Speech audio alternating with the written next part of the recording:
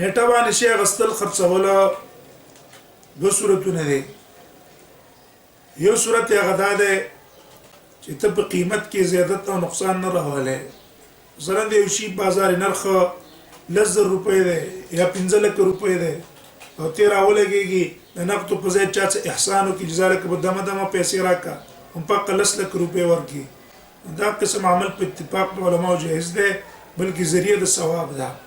دغه ته کسر احسان کې څونه چې سړی په معاملاتو کې احسان کوي په هغې باندې به انسان ته الله اجر او ثواب ورکوي. دویم صورت هغه دا دی چې ته د نیټې د وجې نه نرخ کې فرق راولې.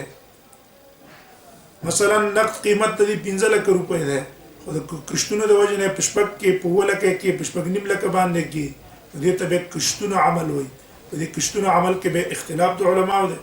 عام ائمه 4 جمهور علما فتوا د جواز ورکوي چې دا جایز دی، لیکن محققین علما وایي چې دا سود ته ځان ته ساتل پکار دي ځکه نبی صلی الله علیه وسلم فرمایلی دي من باع بیعه فی بیعه فلو کسما الربا. چا چې شی په دوه نرخونو خرڅ کو یا به سود کوي او یا به په ارزانه قیمت باندې غشي اخلي.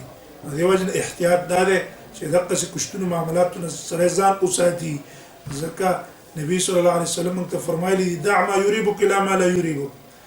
یو عمل یقیني دی هغه کوه چې کوم شکیل دی هغې نه ځان ساته چې د شک نه سړی پیوځي.